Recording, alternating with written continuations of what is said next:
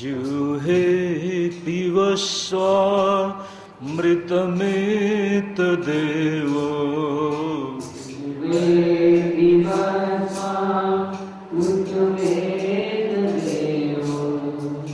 गोविंद दामोदर माधवेति।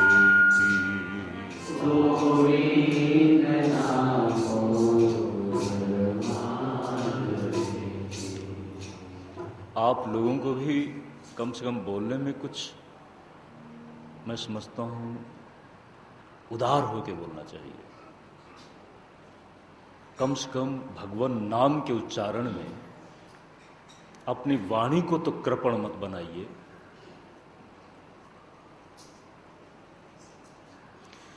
श्री कृष्ण गोविंद हरे मुरारे,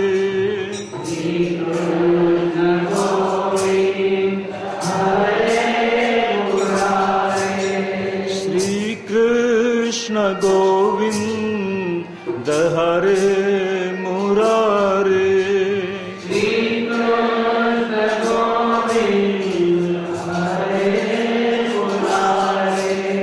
हे नाथ नारायण वासुदेव,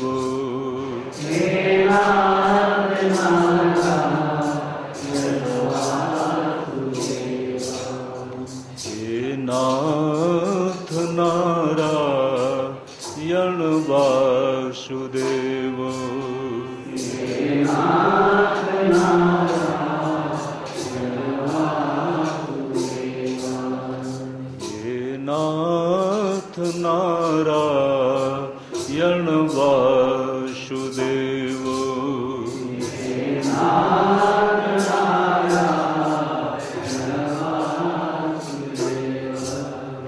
हे नाथ नारायण वासुदेव।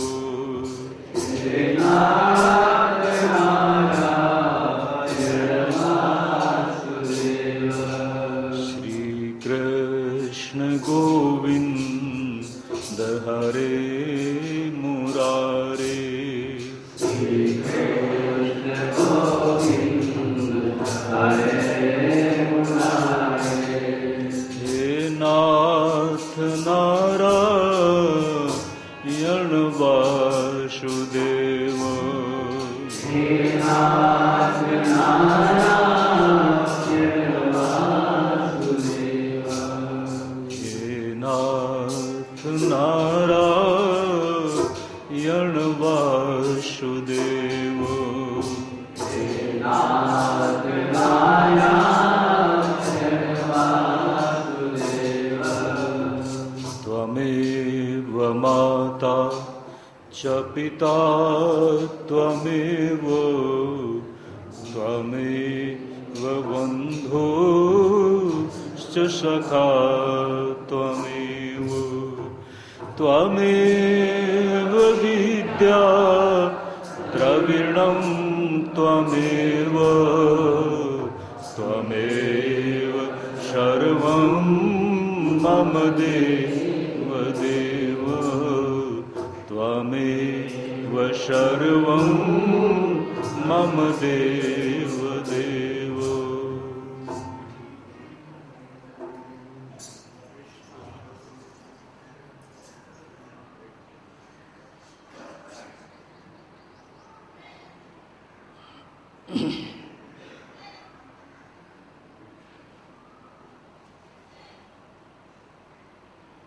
भगवान वासुदेव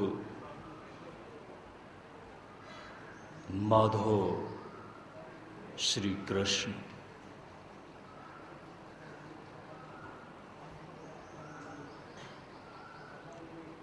जो संपूर्ण प्रपंच के अधिष्ठान है,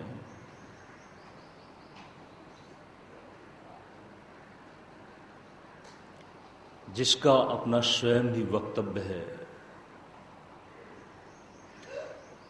मत्तः सर्वं प्रवर्तते।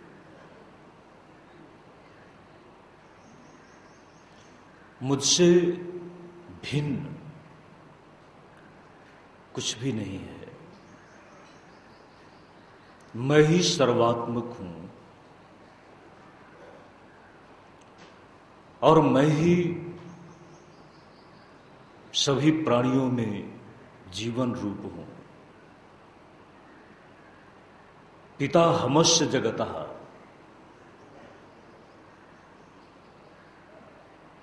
मैं ही संपूर्ण जगत का पिता हूं। किंतु जगत तो हमेशा ही विरोधाभासी व्यवस्थाओं से,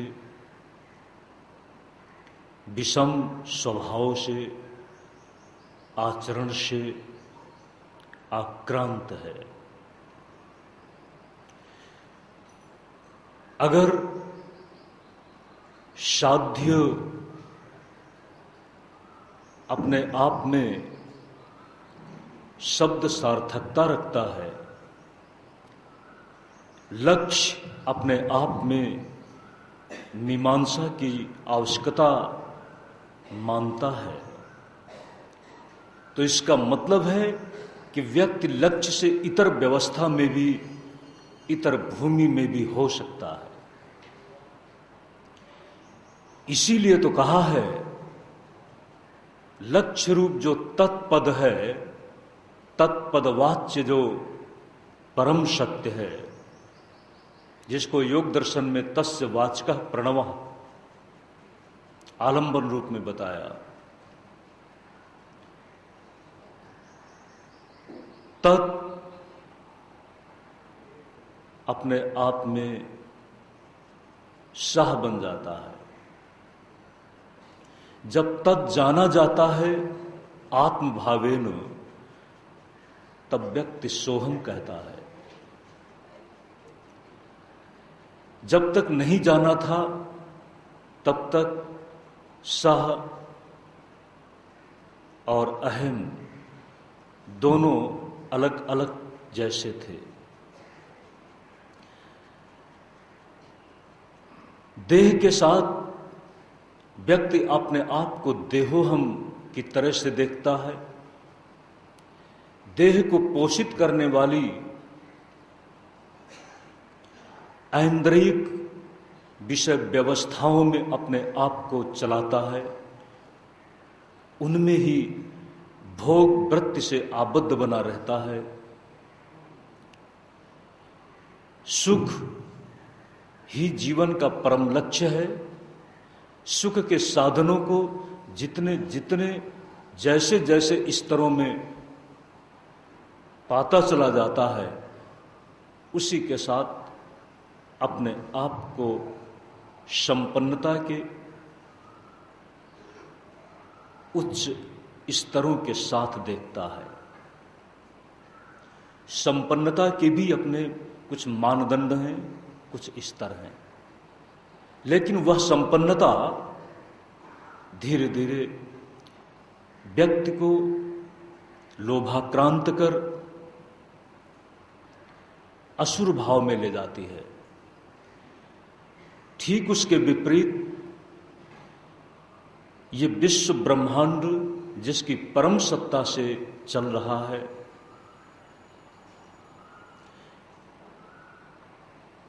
जब उसको व्यक्ति देखता है, व्यक्ति चेतना उसको देखती है, यदा पश्यः पश्यते रुक्म वर्णा,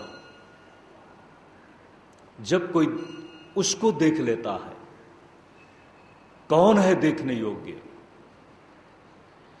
किसे देखना चाहिए? देखने योग्य यदि कोई है तो कहा आत्मा वारे द्रष्टव्यः। आत्मा का अर्थ है परमात्मा। एक दृष्टि का मार्ग है, एक जीवन का मार्ग है, जो सत्य से अनुप्राणित है, ईश्वर से, ईश्वर भावना से चालित है। दूसरा मार्ग है जो अहम केंद्रित होकर भोगों को लक्ष्य बना करके अपने आप में चलता है। एक योगात्मक ईश्वर भाव से प्रेरित होकर चलने वाला जीवन है, और दूसरा भोगात्मक। भोगात्मक कक्षा में कंस है।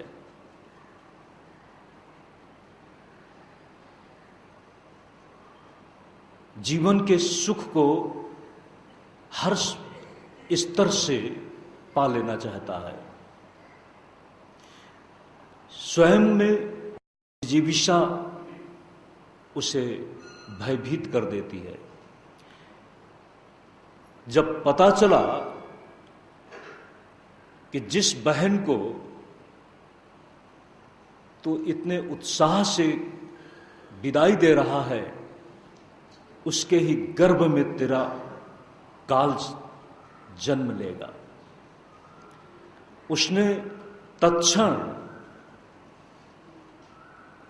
अपने जीवन के प्रति इतना वह सम्मोहित है कि मृत्यु की बात भी नहीं सुन सकता। ध्यान दें,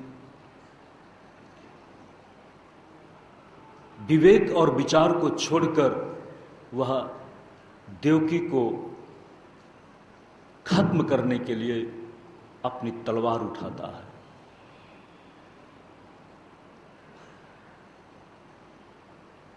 तलवार कंस ने ही नहीं उठाई थी। आज भी न मालूम कितनी तलवारें उठती हैं।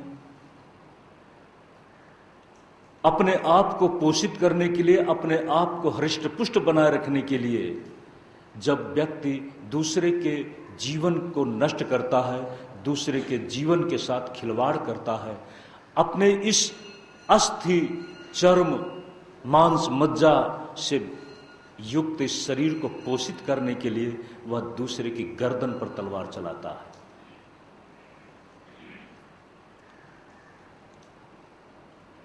अपनी अंगुली अगर सुई लग जाए तो बड़ी पीड़ा देती है। इसलिए इस बात के लिए सजग है कि मेरी अंगुली में कहीं कोई चाकू न लग जाए, लेकिन दूसरे के गले पर चाकू चलाने में वह शर्म संकोच महसूस नहीं करता। यही है आसुरी वृत्ति। जब अपने भोगों के लिए, अपने सुख के लिए दूसरे के सुख को, दूसरे की व्यवस्था की हिंसा की जाए, वही कंस की परंपरा है। और उस कंस की परंपरा पर प्रहार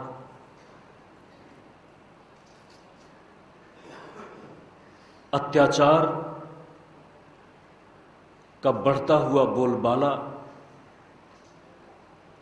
ये संसार धर्म मूलक है और धर्म का मूल है ईश्वर। ईश्वर धर्म की संस्थापना के लिए और धर्म की व्यवस्था को छिन्न भिन्न करने वाले, धर्म के आदर्शों को हिंसित करने वाले किसी भी परिबल को नष्ट करने के लिए वह अवतरित हो जाता है। भगवान श्री कृष्ण के रूप में अवतार लेते हैं। अवतार के साथ ही जहां जन्म लेते हैं, जो उनकी अवतार की मुख्य भूमि है, बड़ा अनूठा अद्भुत अवतार, अपनी महिमा का प्रदर्शन माता देवकी के सामने किया। वसुदेव जी को पता चला कि एक साधना का वह समय, जिस समय हम साधना कर रहे थे और साध्य रूप ईश्वर हमें वरदान देने के लिए उत्साहित किया था, आज वरदान देने वाला स्वयं हमारे घर में पुत्र बनकर आ चुका है।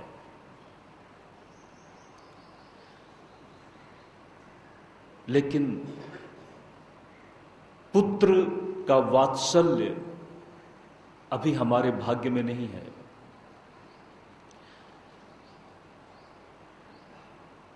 भगवान की प्रेरणा और उस प्रेरणा के साथ वसुदेव जी महाराज भगवान के उस बाल रूप को,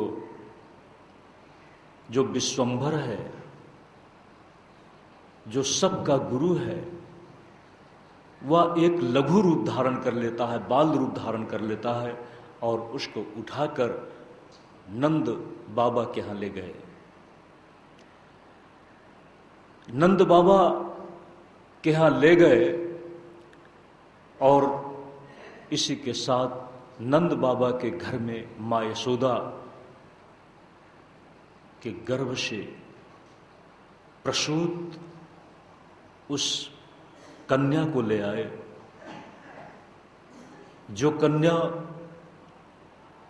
भगवान की लीलाओं का स्वयं प्रेरक, प्रारंभक,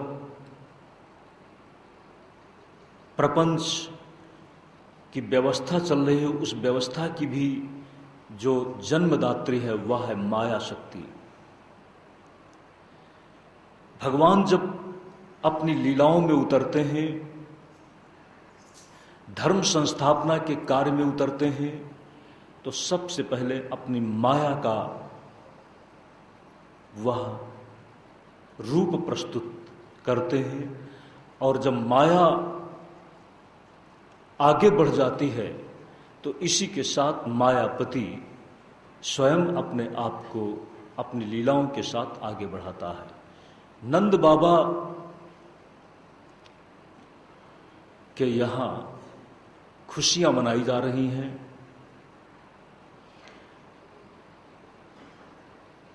गांव की स्त्रियां, गोपजन अपने अपने घरों के कामकाज छोड़कर आपस में बात कर रहे हैं।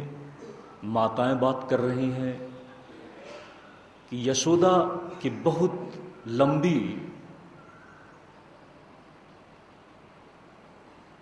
अवधि की आशा आज पूरी हुई है। चारों तरफ प्रकृति के हर रूप में प्रसन्नता की लहर दौड़ पड़ी। भगवान का जब जन्म हुआ है, वर्षा का समय था, बारिश हुई है। जीवन धरती पर चल रहा है अन्न से।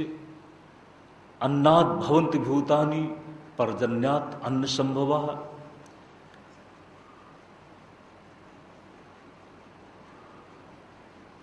अन्न पर्जन्य से संभव है। और जो जीवन का स्वामी है, जगत का स्वामी है जगदीश, जो जगदीश अपने आप को जगत की व्यवस्था से अदृश्य रखता है, आज वह स्वयं दृश्य बनने के लिए तत्पर हो। आज वह स्वयं रूप और विग्रह के साथ आने को तत्पर हो, तो जीवन के नियामक मानो बादल स्वयं स्वागत करने के लिए होड़ में आ जाते हैं।